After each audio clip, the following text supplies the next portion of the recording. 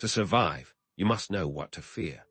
But in the modern world, fear itself may be the greatest threat to your survival.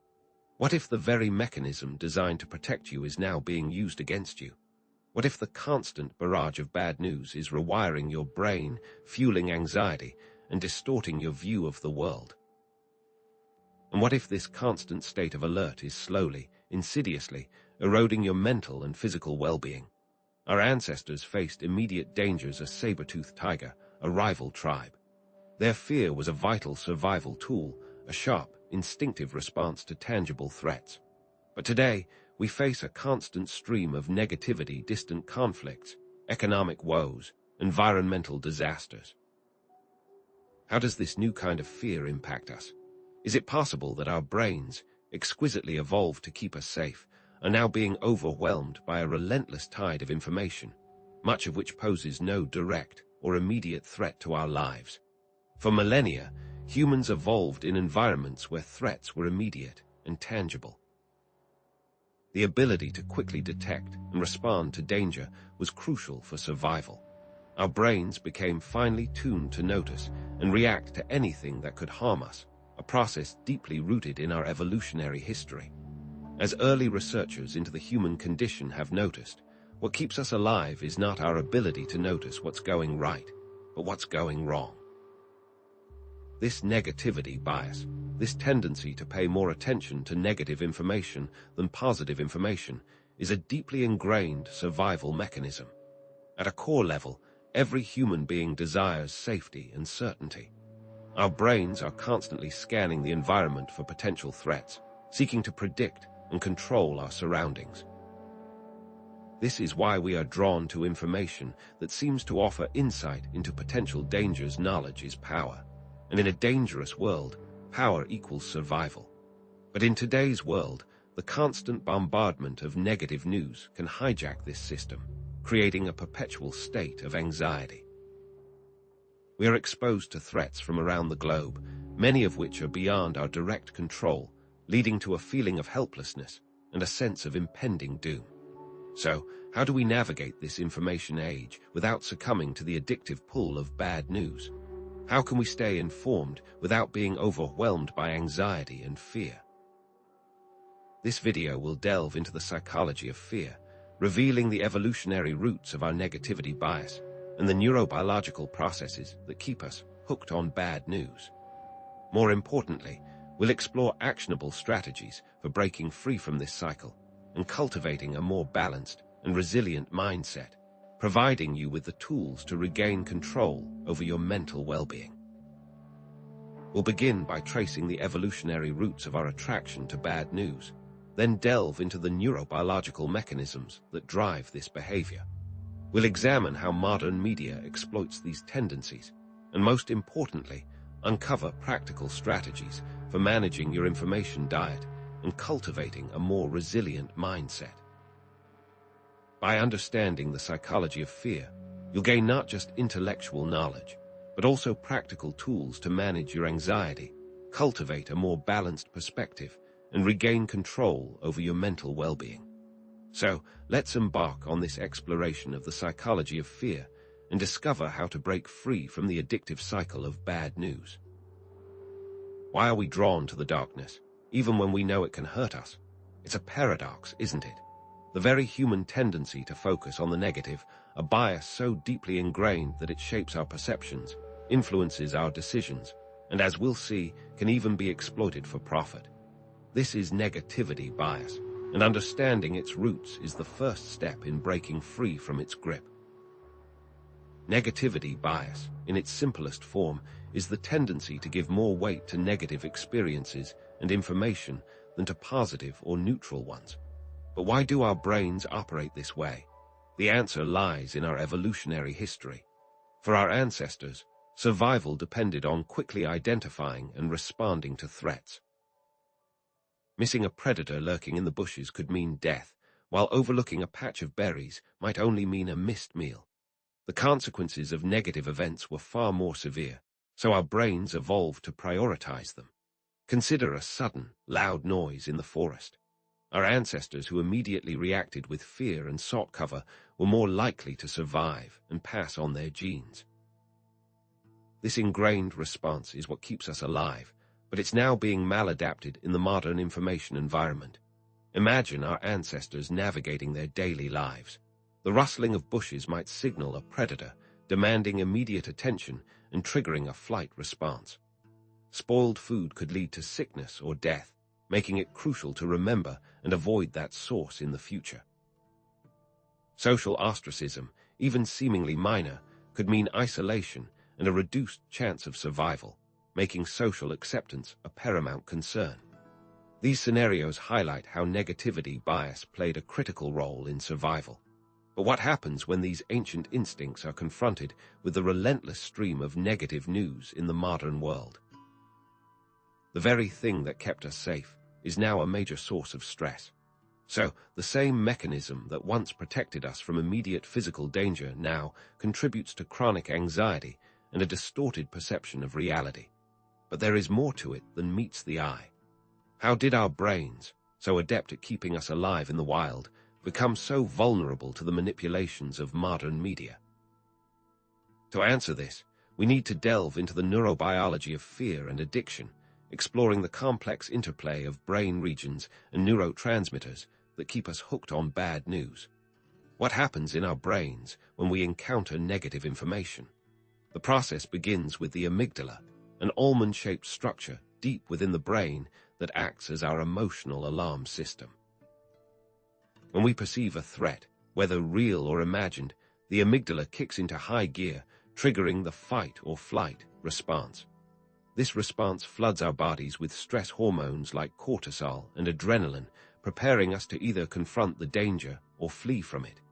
Think of the amygdala as a smoke detector, constantly scanning for signs of trouble. It doesn't distinguish between a real fire and a false alarm.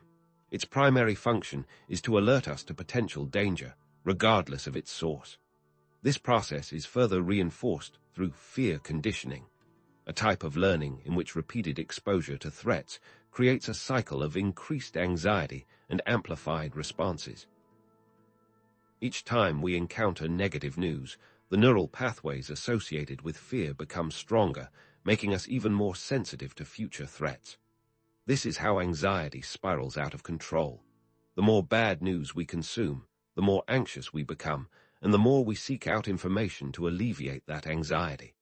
It is like a scratched record, always jumping back to the same spot and repeating itself. Now, here's where it gets interesting. These stress hormones, cortisol and adrenaline, can also create a feedback loop that reinforces our attraction to bad news. In small doses, these hormones can be strangely addicting. They create a sense of heightened awareness and alertness, a feeling of being switched on.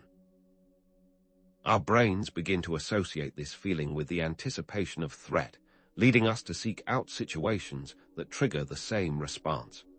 Even the anticipation of a negative event can trigger the release of dopamine, a neurotransmitter associated with pleasure and reward. In this case, dopamine isn't released because of a positive experience, but because our brains are anticipating a potential threat and preparing us to cope with it. Even a negative stimulus can become addicting. But how can something so unpleasant be addictive?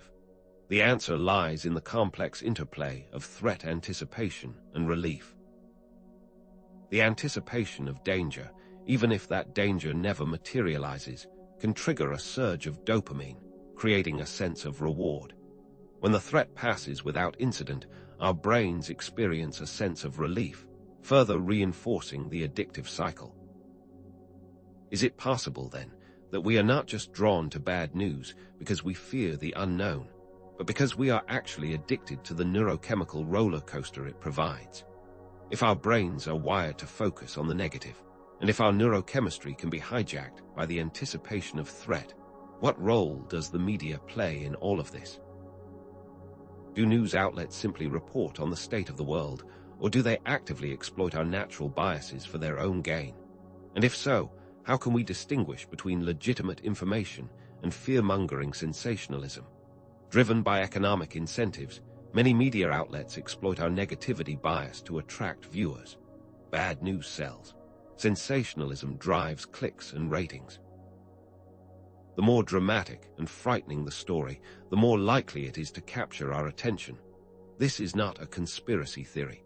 It's simply a reflection of the economic realities of the media landscape. News outlets are businesses, and their survival depends on attracting and retaining an audience. And what better way to do that than by tapping into our deepest fears? What they don't want you to know is that by sensationalizing negative events, media outlets are not only distorting our perception of reality, but also contributing to a culture of anxiety and fear.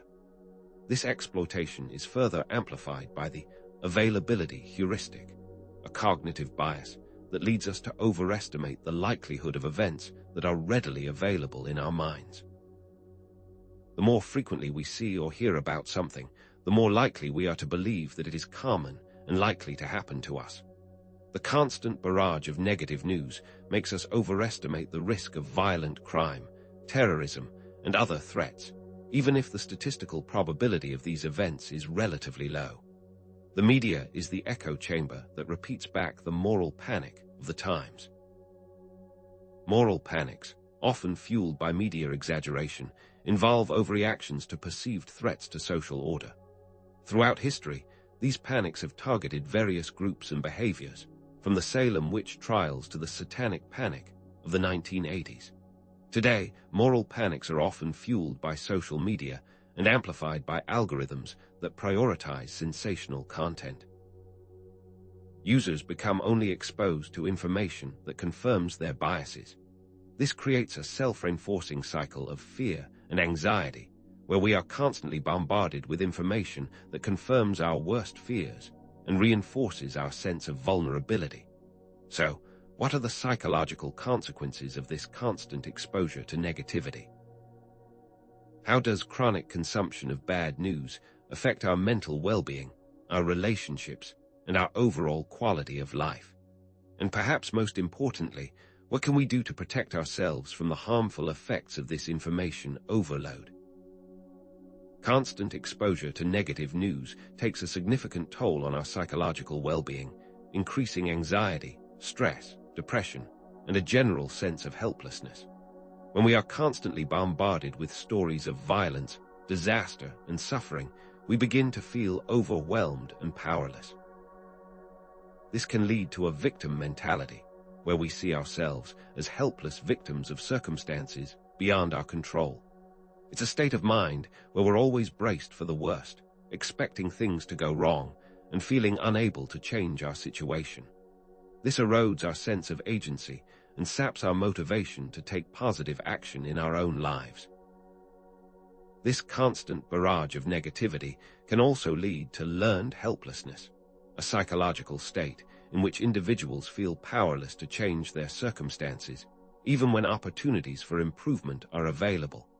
We become complacent because we are not directly involved. When we are constantly exposed to bad news, we may begin to feel that our actions are futile, that nothing we do can make a difference. This can lead to apathy, withdrawal, and a reluctance to engage with the world around us. What's more, the psychological impact can extend to our social connections. Overwhelmed by the negativity, people may avoid interaction due to being overwhelmed and not wanting to bring up the topic. Constant suffering exposure diminishes empathy. This is compassion fatigue, a state of emotional exhaustion and decreased capacity for empathy that results from prolonged exposure to suffering. As we become desensitized to the plight of others, we may withdraw from social connections and become less willing to offer help or support. But if constant exposure to bad news can have such a devastating impact on our mental health, our relationships, and our society, what can we do to break free from this cycle of negativity? Is there a way to stay informed without being overwhelmed? And how can we cultivate a more resilient mindset in the face of relentless bad news? We'll examine these questions in the next section, exploring practical strategies for managing your information diet and reclaiming control over your mental well-being. Is the constant stream of bad news shaping your reality, subtly yet powerfully dictating your fears and anxieties. The media, driven by economic incentives, creates a cycle of negative content, and the more you consume, the more sensitive you become to it. But what many fail to realize is that this isn't just about staying informed. It's about your brain's natural wiring being subtly, yet powerfully, reconfigured. Constant exposure to negative news creates a fear feedback loop, sensitizing the amygdala, the brain's emotional center, and paradoxically, requiring increased news consumption to satiate the anxiety it creates. It's a vicious cycle. Increased anxiety leads to heightened awareness, which then amplifies news consumption, further fueling anxiety. It becomes a self-perpetuating pattern. The threat response triggers anxious anticipation, which offers only temporary relief before ultimately heightening sensitivity. Is it any wonder we feel trapped in a state of perpetual unease?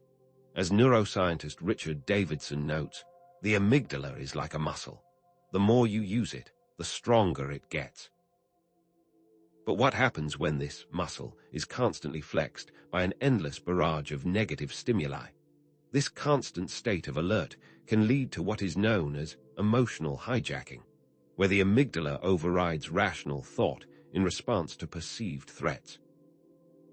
In these moments, our ability to think critically and make reasoned decisions diminishes, and we react impulsively, driven by fear and emotion.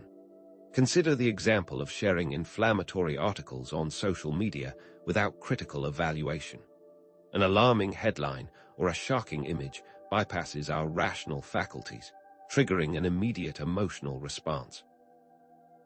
This fuels social media outrage and creates echo chambers where we are only exposed to information that confirms our existing fears and biases. Are we truly engaging with the news, or are we simply reacting to it, puppets on strings pulled by our own anxieties? The very structure of social media capitalizes on the brain's tendency to react emotionally. Beyond the immediate emotional response, constant exposure to negative news also distorts our perceptions through various cognitive distortions. Cognitive distortions are systematic patterns of deviation from norm or rationality in judgment, essentially mental shortcuts that lead to inaccurate or biased thinking.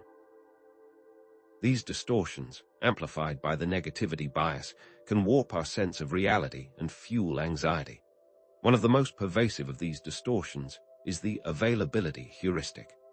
The availability heuristic is a mental shortcut where we estimate the likelihood of an event based on how readily examples come to mind.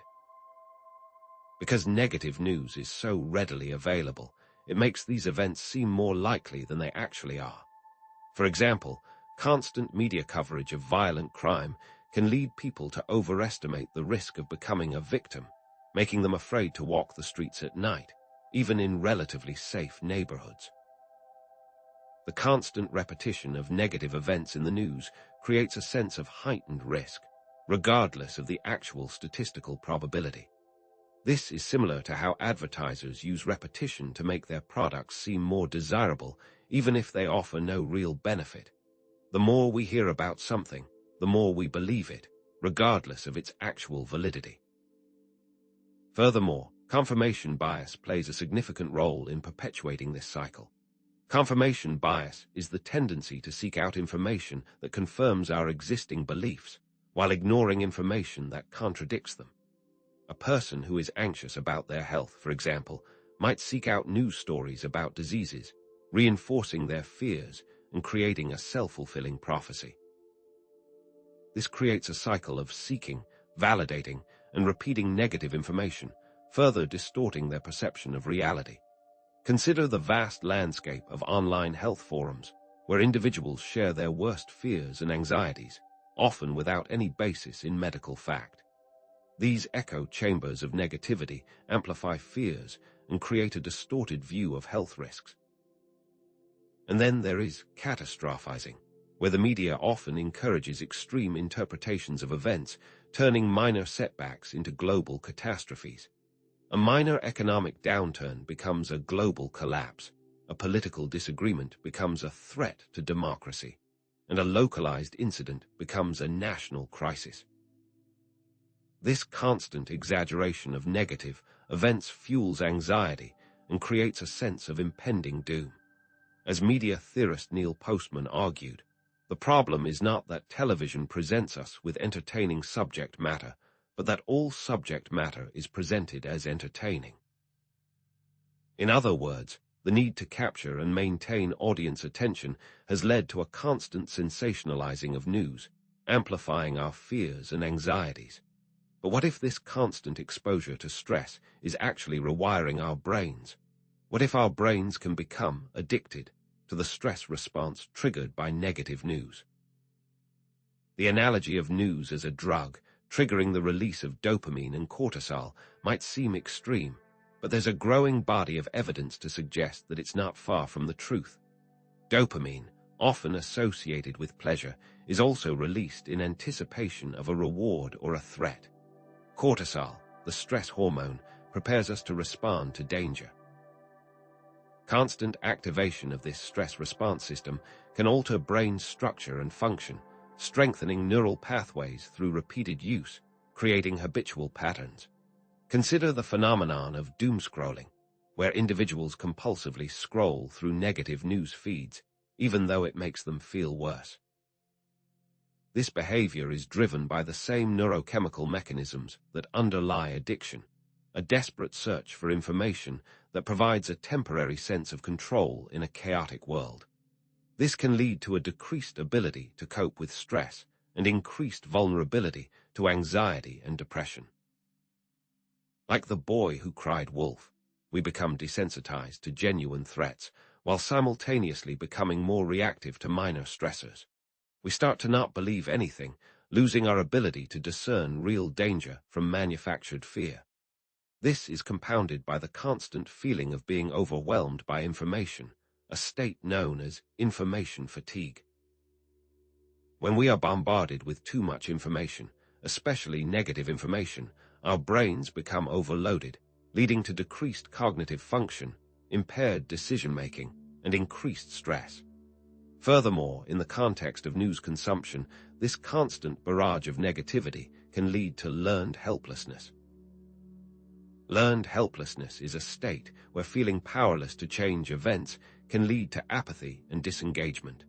We may feel that our actions are futile, that nothing we do can make a difference in the face of such overwhelming problems.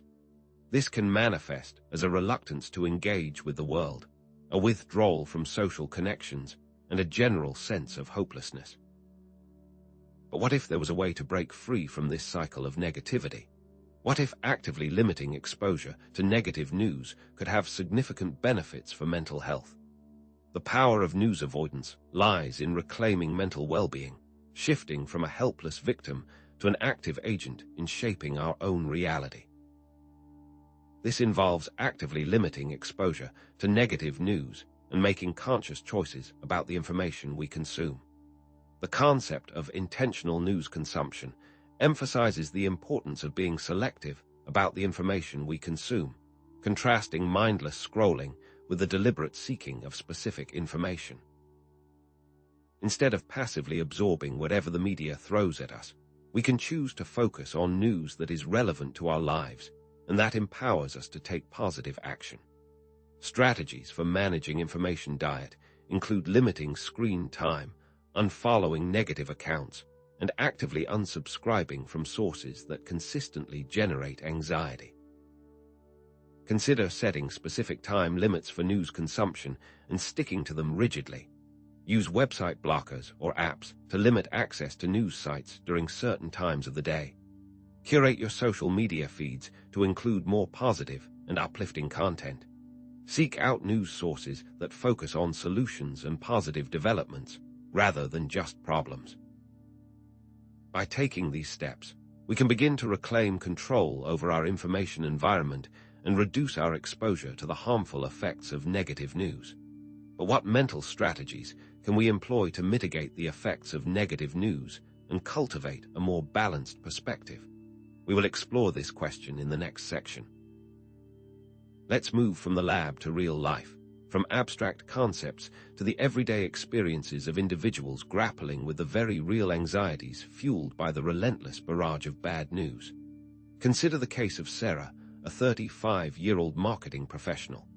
Pre-pandemic, Sarah was engaged and enjoyed hiking, travel, and concerts. Post-pandemic, she found herself increasingly glued to her phone, obsessively checking news updates related to politics, economics, and public health. It started innocently enough, a desire to stay informed, but quickly spiraled into an all-consuming habit. Her triggers were specific: political headlines, economic reports predicting market crashes, and any news related to outbreaks of new diseases.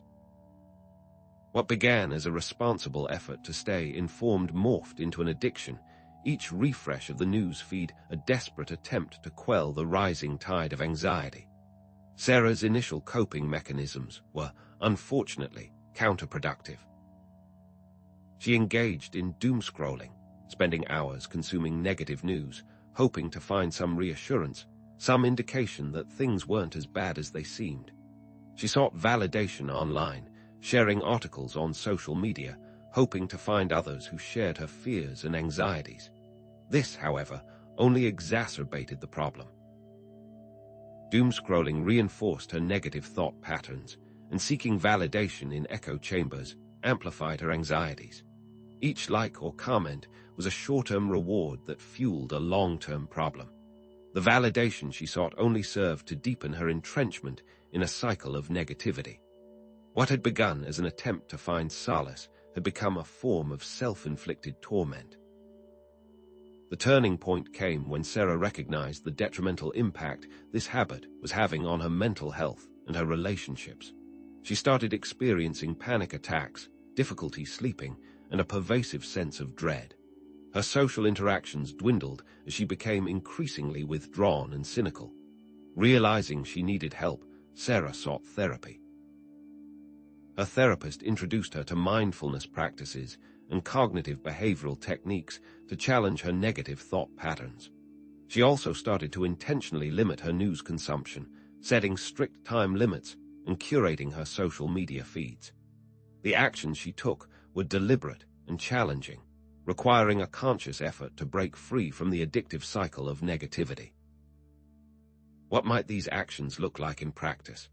Now, let's turn to strategies for reclaiming control, breaking down intentional news consumption into actionable steps that anyone can implement.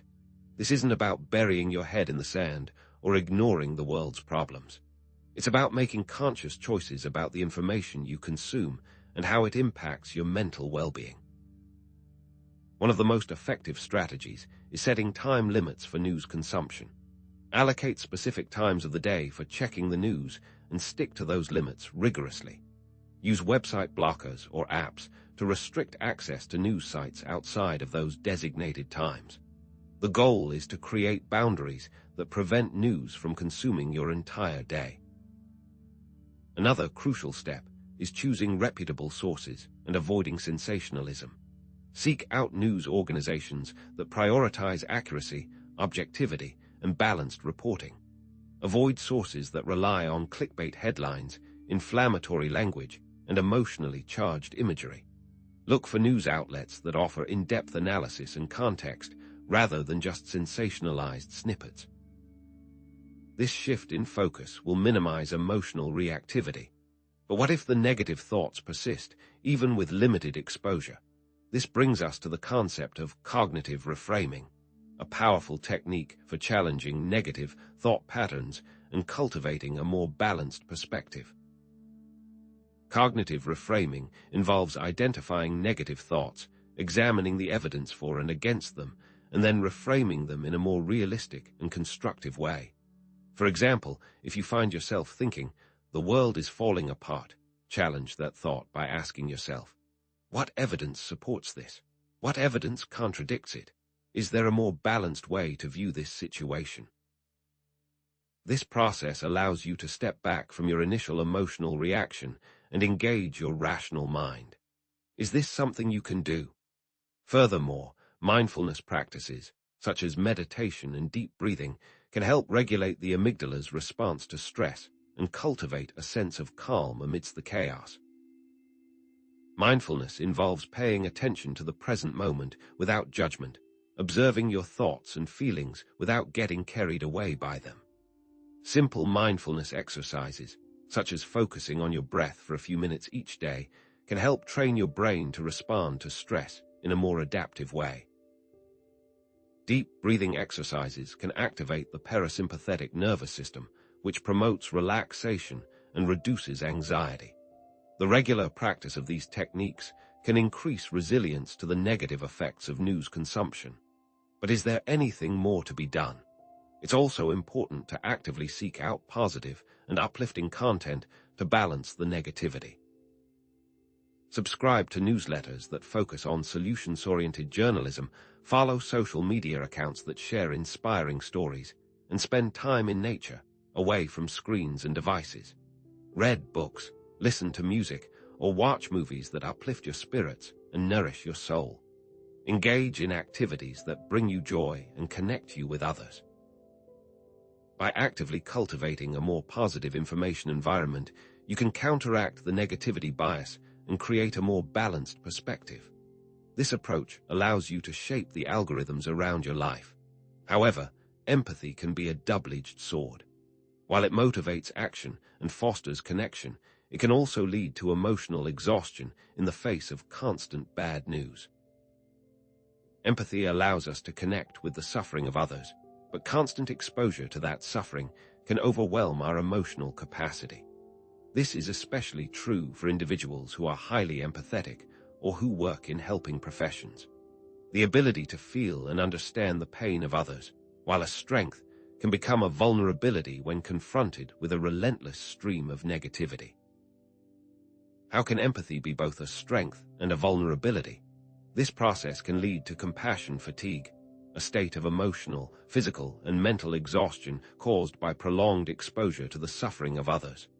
Constant exposure to suffering can diminish our emotional capacity, leading to detachment, cynicism, and a decreased ability to care. We may become desensitized to the pain of others, or we may simply shut down emotionally to protect ourselves. This can manifest as a reluctance to engage with the world, a withdrawal from social connections, and a general sense of apathy. What measures are available to us? Maintaining empathy while protecting our mental well-being requires setting boundaries, practicing self-care, and focusing on local issues. Setting boundaries involves limiting exposure to negative news, especially stories that are particularly triggering or emotionally draining. Practicing self-care involves engaging in activities that nourish your body, mind, and spirit, such as exercise, healthy eating, and relaxation techniques. Focusing on local issues allows you to make a tangible difference in your community, which can counteract the feelings of helplessness and despair that can arise from exposure to global problems. But how can we go further than just maintaining? The concept of prosocial behavior highlights how helping others can buffer against the negative effects of bad news. Donating time, money, or resources to causes that align with your values can create a sense of purpose and meaning, counteracting the feelings of helplessness and despair. Volunteering in your community can connect you with others who share your values and create a sense of belonging. Engaging in acts of kindness, no matter how small, can boost your mood and create a ripple effect of positivity. Which behaviors will you prioritize? But let's be clear, news avoidance is not a long-term solution. News is a piece of information that can guide us, and we must still listen. We cannot simply retreat into a bubble of positivity, ignoring the problems and challenges that face our world. Instead, we must cultivate resilience, the ability to bounce back from adversity and navigate the challenges of the modern world with strength and grace. This brings us to the concept of psychological resilience, the ability to adapt well in the face of adversity, trauma, tragedy, threats, or significant sources of stress. Resilience involves developing a strong social support system, practicing gratitude, setting realistic goals, and cultivating a sense of purpose.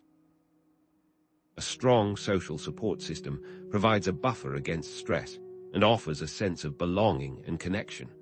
Practicing gratitude helps shift your focus from what's wrong in your life to what's right. Setting realistic goals provides a sense of accomplishment and purpose.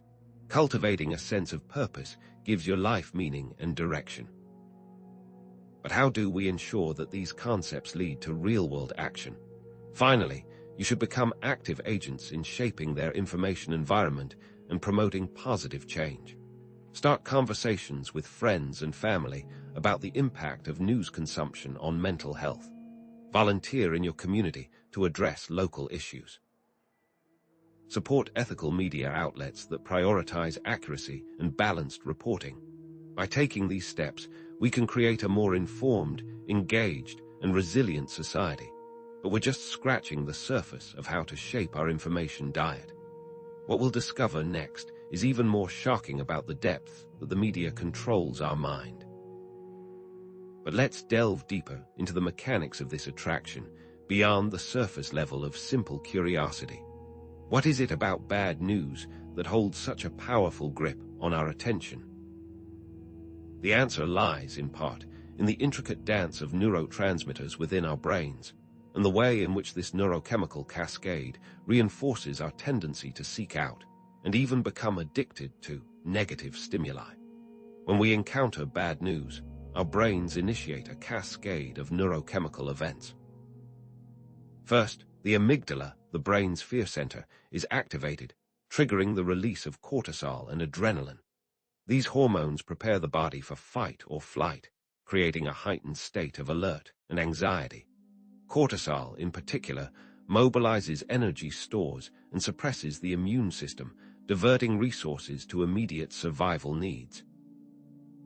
Adrenaline increases heart rate, blood pressure, and respiration, sharpening our senses and preparing us to react quickly to perceived threats. But here's the counterintuitive twist. This initial surge of stress hormones is often followed by the release of dopamine, a neurotransmitter associated with pleasure and reward. Is this a system gone haywire? The evolutionary advantage of this immediate response to fear-based stimuli is rooted in our ancestral past. Imagine our early ancestors, constantly vigilant for predators or environmental dangers. The ability to quickly recognize and respond to threats was crucial for survival. Spotting a snake in the grass, for example, triggered an immediate fear response, prompting the individual to either flee or confront the danger. This successful avoidance of danger was then associated with a sense of relief and reward, reinforcing the behavior of paying close attention to potential threats. This reward of threat recognition, mediated by dopamine, created a powerful incentive to remain hypervigilant. Thus, our brains are wired to equate threat recognition with survival and survival with a reward. But how does this translate to our modern world, where the threats are often abstract and far removed from our immediate physical safety? These neurotransmitters work together to reinforce our attention to negative stimuli, creating a neural pathway for fear. The more we expose ourselves to bad news, the stronger this pathway becomes, making it increasingly difficult to break free from the cycle. Our brains are essentially rewired to expect disaster, based on historical conditioning and the primal need for survival. The constant influx of negative information creates a self-fulfilling prophecy, reinforcing our belief that the world is a dangerous and unpredictable place. Consider how easily we recall negative events compared to positive ones. This isn't simply a matter of pessimism. It's a reflection of the way our brains prioritize and store information related to potential threats. What steps can one take to break this cycle? The dopamine release associated with bad news stimuli hijacks our brain's reward centers. In essence, our brains are tricked into associating negative information with a sense of satisfaction, a perverse form of reward. We become addicted to the adrenaline rush, the feeling of being in the know, even if the information is ultimately detrimental to our mental well-being. Breaking this neurological habit requires conscious rewiring, a deliberate effort to disrupt the established neural pathways and create new, more positive thought patterns.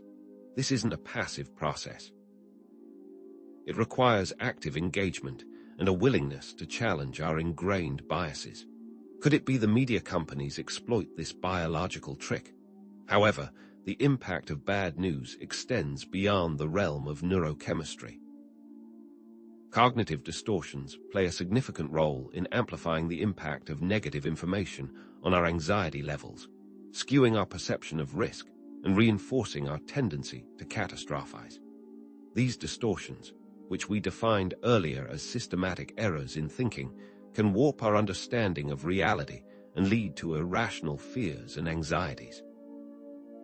One common cognitive distortion is probability neglect, which affects our perception of the severity of bad news by diminishing the importance of statistics in risk perception. This is the tendency to obsess over extremely rare events while downplaying the risks associated with more common occurrences. Consider the fear of plane crashes versus car accidents. Statistically, flying is far safer than driving, yet many people experience greater anxiety when boarding a plane than when getting behind the wheel of a car. This is because plane crashes are often sensationalized in the media, creating a vivid and emotionally charged image that overrides our rational assessment of risk. Why do we allow emotions to supersede rational evidence? Another prevalent distortion is emotional reasoning, which reinforces the belief that feelings of anxiety reflect actual danger, creating risk exaggeration. This is the tendency to assume that if we feel anxious about something, it must be dangerous. This emotional reasoning creates a vicious cycle, where anxiety feeds on itself and reinforces our perception of threat. For example, someone who experiences anxiety when reading about crime might conclude that their neighborhood is inherently unsafe, despite statistical evidence to the contrary.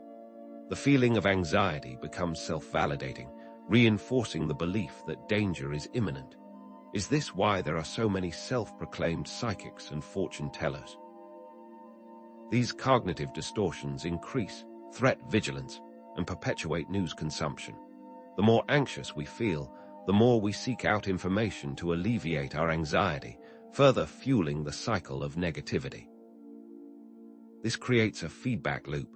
Cognitive distortions lead to increased anxiety, which intensifies news consumption, which in turn enhances threat vigilance and reinforces the cognitive distortions. Breaking this cycle requires a conscious effort to challenge these distorted thought patterns and cultivate a more balanced perspective. But how do we practically apply this understanding to real-world situations? To illustrate the impact of these cognitive distortions, let's consider the case of Mark, a 45-year-old executive in the tech industry. Mark was highly successful, known for his sharp analytical skills and his ability to make sound business decisions. However, in recent years, he found himself increasingly paralyzed by anxiety fueled by the constant stream of negative business and economic news. His primary sources of news consumption were financial news channels and social media, where he was bombarded with reports of market volatility, economic downturns, and geopolitical instability. This constant exposure to negativity began to take a toll on his mental health and his ability to function effectively at work and at home. How did his family cope with Mark's addiction?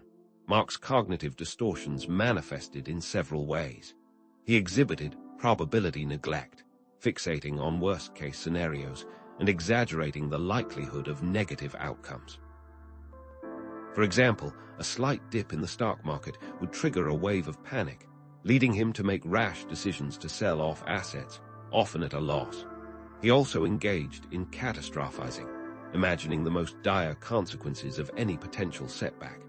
A negative earnings report would be interpreted as a sign of imminent bankruptcy, leading to sleepless nights and crippling anxiety. These distortions led to an inability to assess risks rationally, clouding his judgment and undermining his confidence. What would a rational actor do in Mark's situation? Recognizing the detrimental impact this anxiety was having on his life, Mark sought therapy. His therapist helped him identify and challenge his cognitive distortions using cognitive behavioral therapy, CBT, techniques. He learned to examine the evidence for and against his negative thoughts and to reframe them in a more realistic and constructive way. He also practiced mindfulness techniques to cultivate a greater awareness of his thoughts and feelings, allowing him to observe them without getting carried away by them. Additionally, he incorporated stress reduction techniques, such as exercise and meditation, into his daily routine. Did these measures work? Over time, Mark began to adopt strategies for intentional news consumption.